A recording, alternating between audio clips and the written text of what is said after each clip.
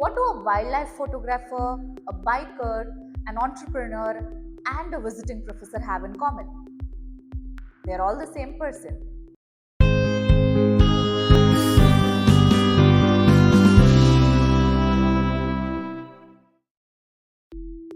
If you think you're very busy, wait until you meet today's guest. From building Glory, a stationery brand with more than 250 products, from biking across terrains, from clicking wildlife to being a TEDx speaker and being a guest professor in colleges, he has got a lot of stories and we've got the mic. Meet the unstoppable Mr. Karthik Y V. Hi Karthik. Hello. Welcome to Dreamcatcher. Thank you. Our audience already know what a multitasker you are. They know about you. Okay. So let us hear it from you. Could you just brief us about where do you come from? What is your background? What did your childhood look like? So born and bottom in Bangalore basically, Okay. and I was born in a family where we were still budding as business owners. My dad was Okay. just starting off his career in business, and Bangalore was a very peaceful place without no tech, and Of it was course. a very simple childhood I had. I had a lot of playing, a lot of running around. The neighborhood was excellent. But eventually, caught up with whatever the trends which were changing, and apparently Bangalore was much more calmer and simpler at that point of time. Coming to my family, I was from a joint family, Okay. so we had around 25 people residing in the same house, and you can imagine the competition between the siblings. So we had a lot of things which we used to share in common, but definitely the bonding was amazing and really great. I think I miss those days even today, because in one house having 25 people and having all my siblings, we all grew up together till I was like 19 or 20. Wow. Till then we were all together. Okay. That sounds really great, and that sounds more like an old Bangalore to all of us. Correct. Okay, since you come from that business bloodline, so I would like to understand what does your education background look like? Because now that you are into a brand called Glory, which is into a stationery brand, and what did you study? What was your journey?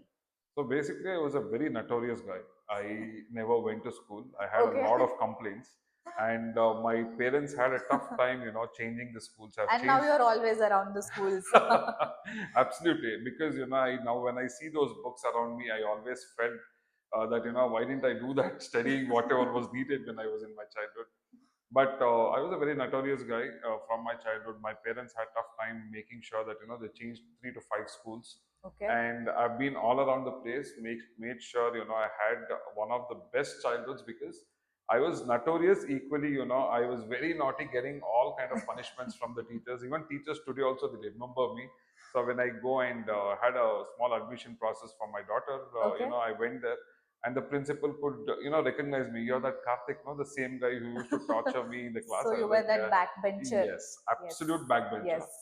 And cricket was my career from before. So I Oh have been wow. a cricket player from third standard. Mm-hmm. So I've been continuously playing for schools, and then grew up to the college level, then colleges, then after which I finished my MBA. Mm-hmm. So this is kind of procedure which I followed, because I wanted to always become a CEO of a company. Oh, So that MBA was the thing at that point of time. okay. And in for my graduation, if you look at it, I have finished my diploma in computer science in the morning college, evening college. I've attended the BCom degree college. Oh, So then I okay. moved to MBA. Okay. So that's how I have a small inclination towards the tech as well. Mm-hmm. So diploma wasn't from computer science. So it was mostly, you can call my degree is the turning point for me, because till second PU I was engrossed into playing cricket, Okay. and degree gave me a small insight about taking my life seriously. So that was a change which brought in, and from there I became a little more serious about how I wanted to take my life forward. After post MBA, I went into the job, and life just went on after which. Okay.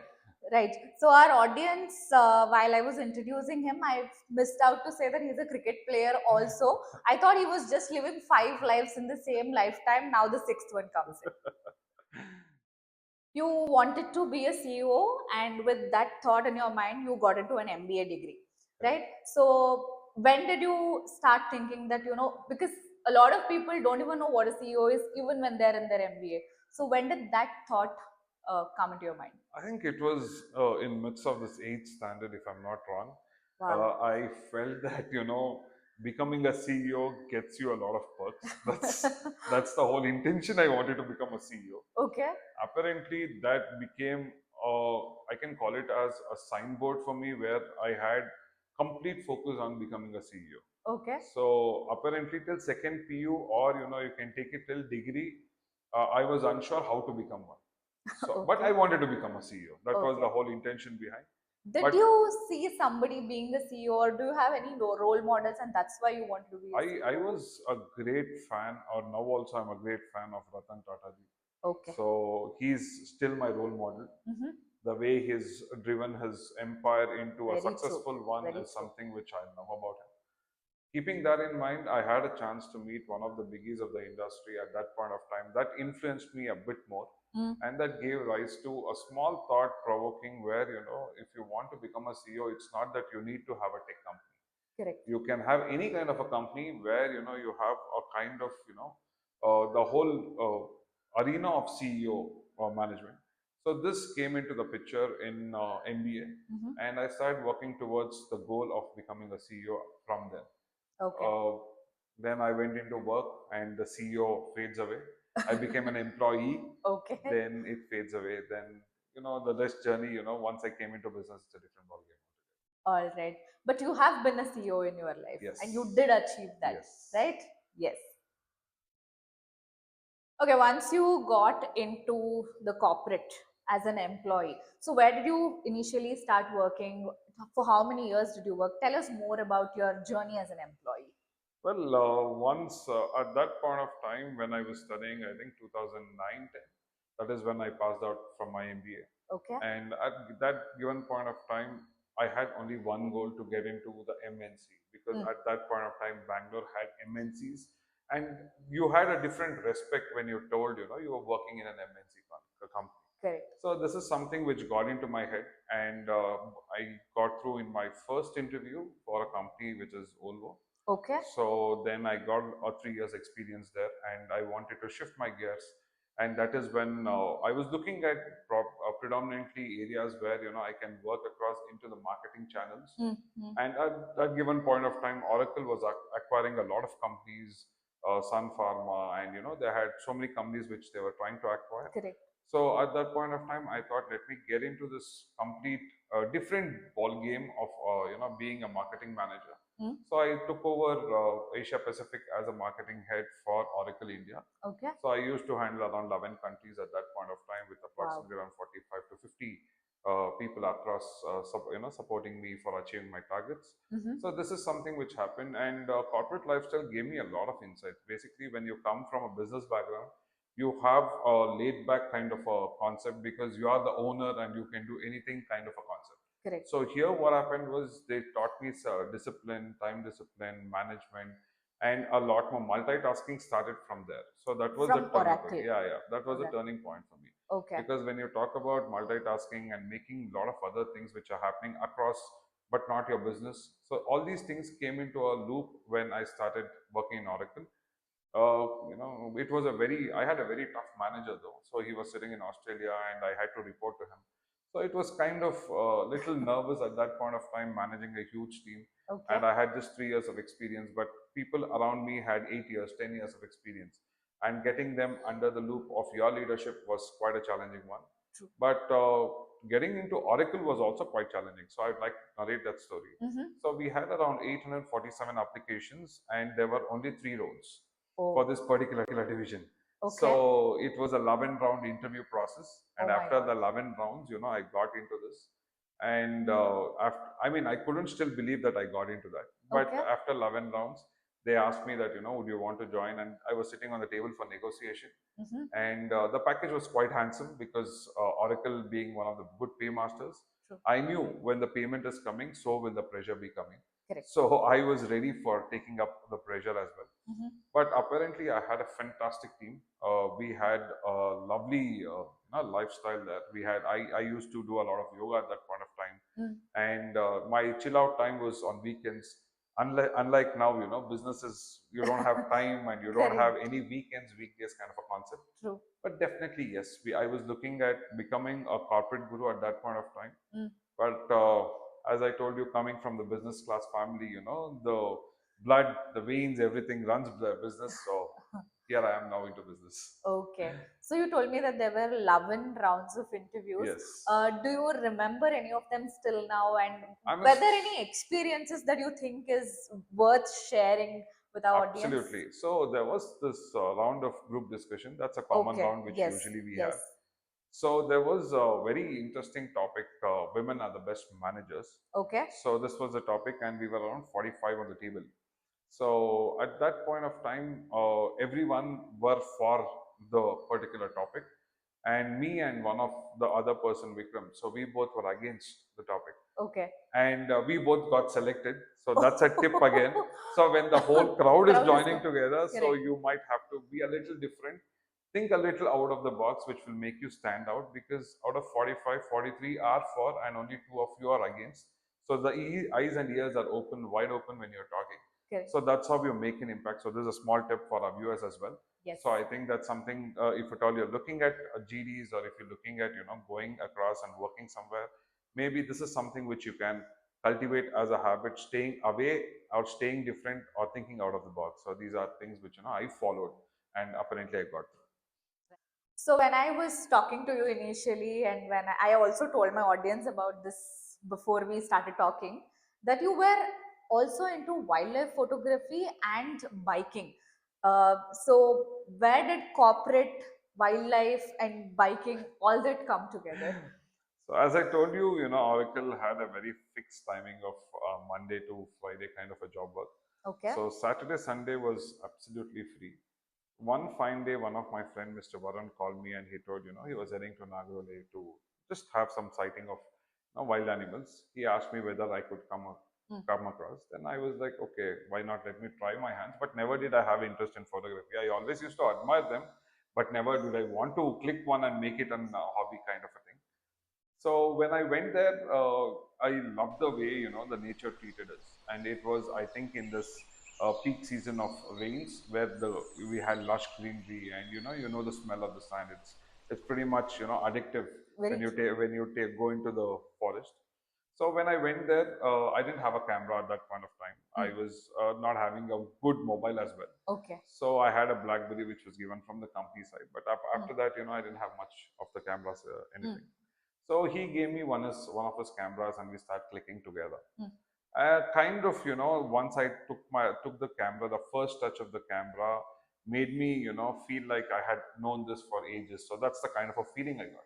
That's like the first ever time you tried your hands on camera. Yeah. Okay. I used to, just here and there when the photographer was clicking photos in the function, I used to take it, hold it, and keep it back. Right. But never did I feel that I had the urge of doing it.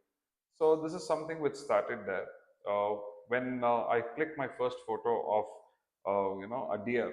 Okay. So I felt, it was very nice, and it was kind of very, very inspiring kind of a thing, because wildlife is such a place where you don't have a retake. So you just have to take once, and a chance lost is lost forever. True. So then I started cultivating the habit of photography. So after the first trip of Nagarole, I clicked around 2, 3 pictures from his camera, and kind of liked the way it all came through, because I didn't know post processing, nothing did I know. I didn't know what software to use as well. All I knew was just click the photo, give it to him back. Okay. So that's what I did. When there was a small competition in Jayanagar, I think it was called as Genesis Art Gallery at that point of time. Okay. So they had a small photography competition. I borrowed his camera. I went for a photography competition, and there were two objects which were placed on the table. Okay. What you had to do was, the first one had to be blurred out, and the second one had to be, done. So you had to click it in a way which is like that. Okay. So somehow, I didn't know the settings. I didn't know anything. I just tried something, and it came out good. Okay. And I got some remuneration from that. From where, I invested on the camera, first ever camera of mine. Okay. So I still hold that camera. So it was a Nikon camera, and I hold that till today. So from there, I started getting into photography. First street photography, then Lalbagh photography. Okay. Then, Kaban Park. Then, went on to Gandhi Bazaar, and, a lot more places which had flowers, fruits, and a lot more things which were colorful. Okay. So this is how something which I started, and that's how I learned photography, in fact. Okay. And then I went to the first ever wildlife trip with all the professional photographers, where I had a very small lens, because if Mm. you are a wildlife photographer, you might know Yeah, I that mean, the this lenses are pretty like this huge, huge, and yeah. they are pretty heavy to carry as well. So all had this huge lenses, and mine was only this much lens. And when we were photographing, they had pictures which were so close. I was like, no, this is not something which I wanted, because my photograph is not at all seen. The animal is somewhere, I am somewhere. Then I didn't know what to do. Then learned my way in. That's the first time I clicked a picture of a tigress called Gauri in Bandipur. Mm. I still remember her. She was the first ever sighting to me. Wow. And from there, it became I don't call it as an addiction, but a passion. So it Okay. turned into from a hobby to a passion. And from there, I started going very regularly. Like, every Saturday, Sunday, I was in the forest. Okay. So this became a weekly routine for me. Mm. So once Mm. I finished my work on a Friday evening, I finish there and I directly get into the forest. So I come back on a Sunday night. Monday morning, I'm back to my work. Mm. So this was something which happened for 2 long years, Mm. Mm. and started photographing so much that learned a lot of things, because wildlife is a lot of patience. True. A picture, if you want to get a bird sitting on a proper branch, then you might have to wait for 3 to 4 hours, because Correct. first it has to trust you that you're not going to hurt it. So then it comes to that branch wherever you want it to sit, and from there you have to click the photograph, and with the lighting and things around you to be in a proper manner, it takes a lot of time, a lot of patience as well. But eventually, I developed patience. Eventually, I developed precision, and that gave rise to a lot of good photographs. Indirectly, it became, kind of, I was looking at to make it a profession as well at Mm. one point of Mm. time. Parents being the parents, they told me, no, you're not getting into the wildlife. You Okay. get back to the place where you belong. Okay. So that is when the change happened from the professional oracle to the business. So Okay. that's the time of Okay. change. So So, keeping that in mind, photography was there, and I wanted to also work on biking. Was always my one of my favorites. Even today, I love to ride okay. those big kilometers on my bike. So now I don't get much of a chance, but definitely if I get one, when I get, I do it. So yeah, this is something which I had. I started from a very small bike of RXZ. At that Mm. point of time, RX was RX. Yes. So from there, moved my gears into Shogun, Shawl, and then CBZ, then RD350, then Bullet and Classic and Standard and so forth. So today I have a decent enough tourer where I can handle maneuver, and I go to rides which are approximately around 100, 150 kilometers, where I can hit and come back. Mm. So the last biggest ride which I did was 2,300 kilometers on a bike. So that Wow. was the last one. So I still love riding bikes. I have a good passion towards it, and those roads and that air what I get is something which cannot be not compared to anything. So that's something which I love even today. Wonderful.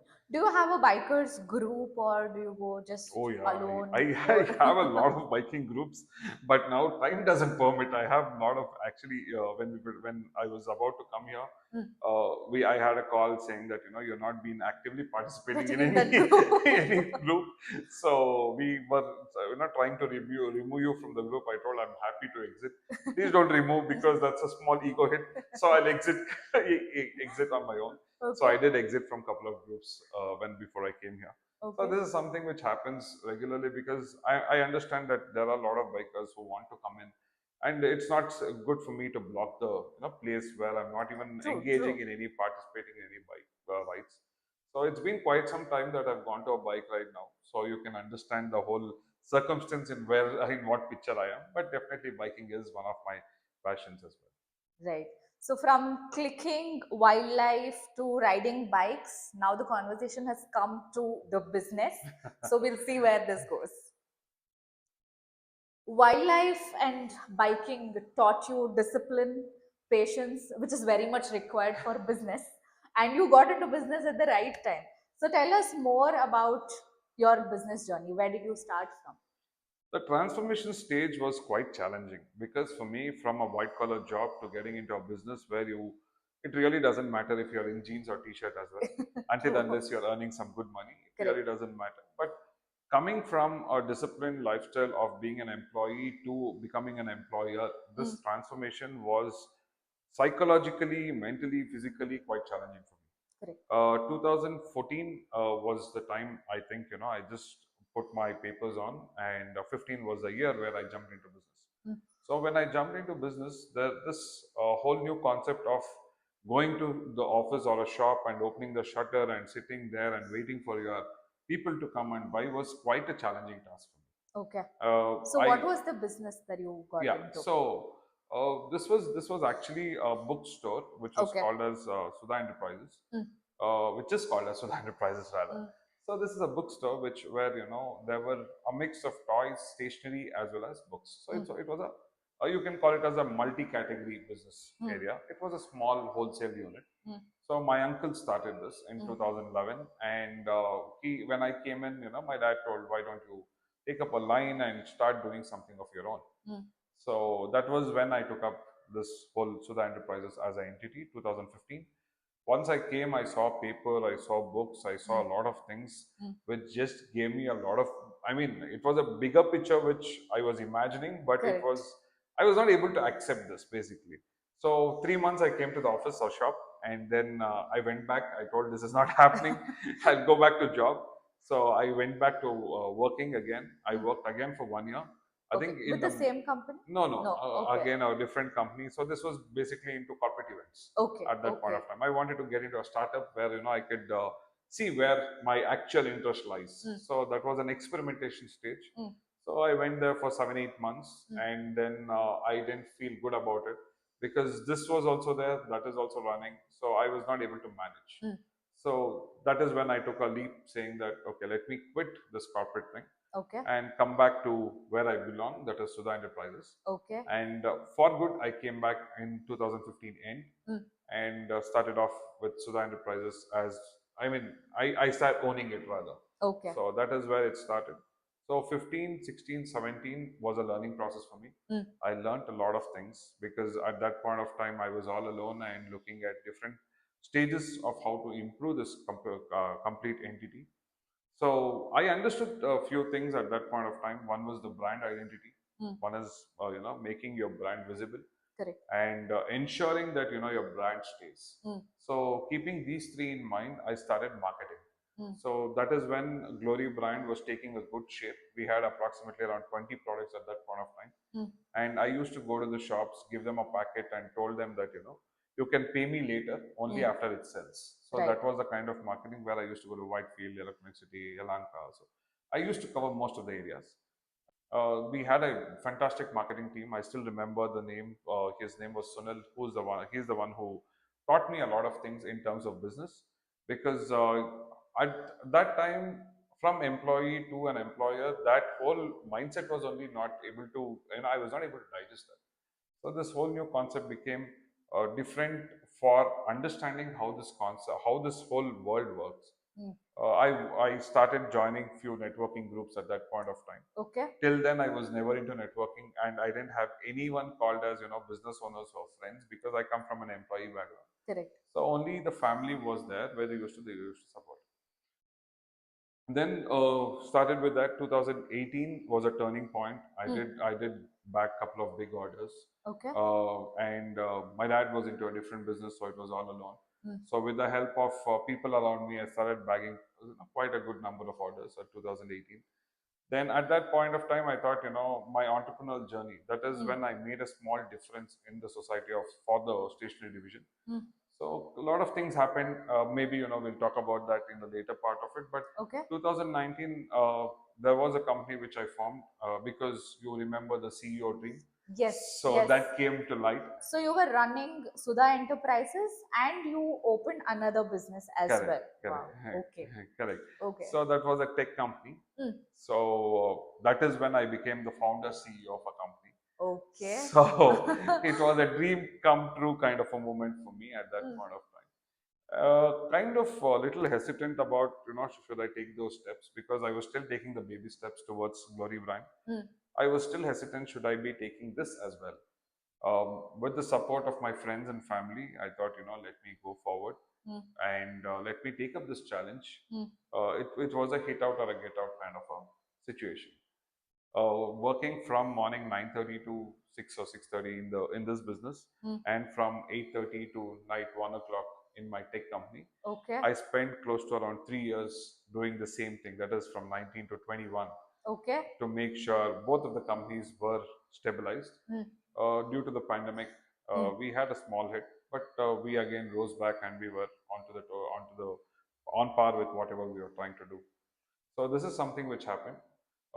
Then I got into the shoes of consulting. So where I used to consult for bigger brands as a a visiting consultant, and a lot of other things happened in this 2 3 years. Because at that point of time, I think the era of online became very easy to go kind of a concept. Correct. So online consulting was very easy for me as well because I did not move out of the house. So this is something which happened in this COVID era. Okay. So you guys were watching how from dreaming about being a CEO since 8th grade to actually becoming a CEO. He was a cricketer, he was a wildlife photographer, a biker, and whatnot. So we will pause this episode of this multitasker for now, and I'll see you guys next week with what happened post COVID.